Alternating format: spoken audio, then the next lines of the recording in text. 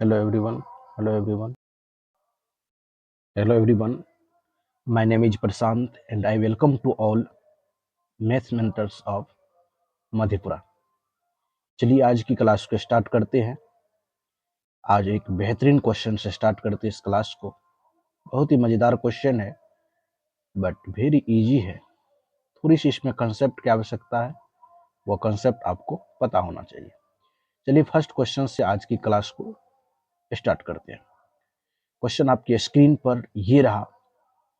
One of the eigenvalue of non-singular matrix A3 is 7 and its determinant value is also 7, then the eigenvalue of adjoint A is।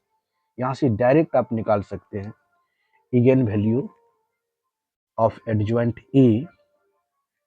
ये होता है determinant of A but eigenvalue of A। ये भी 7 ये भी 7 cut के कितना हो गया 1। 1 इस सवाल का राइट आंसर हो गया। यहाँ से जो आपको याद करना है eigen value of adjoint A बराबर फॉर्मूला याद रखिएगा डिटर्मिनेंट ऑफ ए बटे इगन वैल्यू ऑफ ए। ये कंसेप्ट आपको याद रहना चाहिए कि eigen value of adjoint A ज्ञात करना है तो आपको डिटर्मिनेंट ऑफ ए में डिवाइड करना है इगन वैल्यू ऑफ ए से। चलिए फर्स्ट क्वेश्चन बहुत ही मजेदार क्वेश्चन था। चलिए नेक्स्ट क्वेश्चन की ओर मूव करते हैं। आज की क्लास का सेकेंड क्वेश्चन। चलिए सेकेंड क्वेश्चन आपके स्क्रीन पर दिख रहा होगा। What is the number of injective function from 1 to 7 to 1 to 10। आपको इंजेक्टिव फंक्शन की नंबर्स याद करना है। सपोज कीजिए इसमें 1 से 7 तक m बराबर 7 है, इसमें n बराबर 10 है। नंबर टोटल m में 7 है और n में 10 है। नंबर ऑफ इंजेक्टिव फंक्शन यदि याद करेंगे, नंबर ऑफ इंजेक्टिव फंक्शन हमको ज्ञात करना है। इसके लिए फॉर्मूला होता है फैक्टोरियल n बटे फैक्टोरियल n माइनस। ये याद रखिएगा नंबर ऑफ इंजेक्टिव फंक्शन हमको फाइंड आउट करना है फैक्टोरियल n बटे फैक्टोरियल n माइनस m हो। n का वैल्यू फैक्टोरियल 10, ये 10 माइनस 7 तो फैक्टोरियल 10 बटे फैक्टोरियल कितना हो जाएगा 3।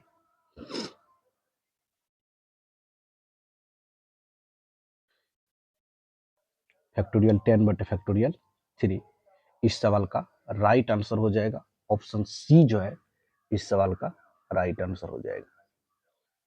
आपको केवल याद रखना इस सवाल में है फैक्टोरियल n बटे फैक्टोरियल n माइनस m, जिसमें m का वैल्यू 7 है और n का वैल्यू 10 है।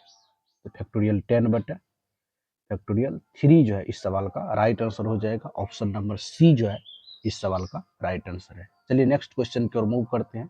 आज की क्लास का तीसरा क्वेश्चन। चलिए तीसरा क्वेश्चन आपके स्क्रीन पर ये है।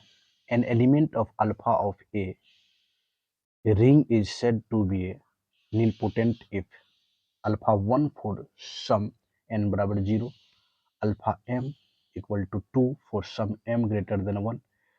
सी ऑप्शन है अल्फा m बराबर 0 for some m greater than 1, alpha m equal to 1 for some m greater than 1। कौन सा ऑप्शन होगा? आपको याद रखना है जब नील पोटेंट होता है, जैसे कोई नील पोटेंट मैट्रिक्स है, सपोज कीजिए ए कोई मैट्रिक्स है, ए कोई मैट्रिक्स है, यदि ए और पावर ए स्क्वायर यदि 0 हो जाता है, जितनी पावर हो स्क्वायर, या हम यहाँ पर लिख सकते हैं ए के बराबर 0, कोई भी पावर इसको 0 कर दे, जैसे 2 बार मल्टीप्लाई करेंगे इस मैट्रिक्स को 0 हो जाए या 3 बार हो जाए तो वह उस मैट्रिक्स का नीलपोटेंट कहलाएगा। इसीलिए अल्फा पर power m equal to 0 for some m greater than 1 ये नीलपोटेंट के लिए सही होगा। ऑप्शन नंबर सी जो है इस सवाल का राइट आंसर होगा। प्रीवियस लेक्चर में हम नीलपोटेंट मैट्रिक्स के बारे में कंप्लीट लेक्चर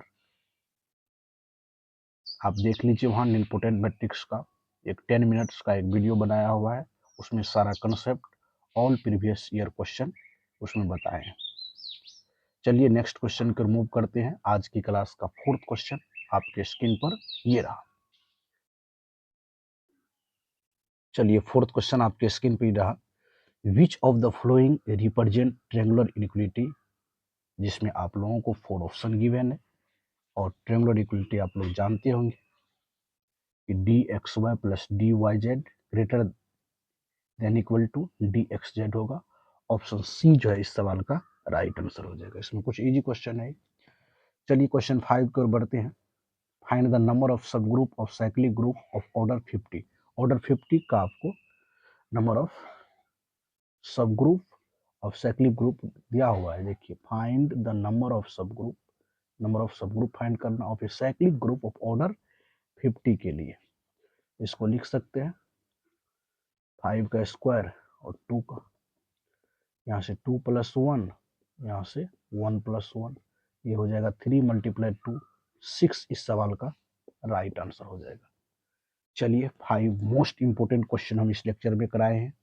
मिलते हैं नेक्स्ट वीडियो में एक नए क्वेश्चन के साथ। चलिए इस वीडियो में इतना ही।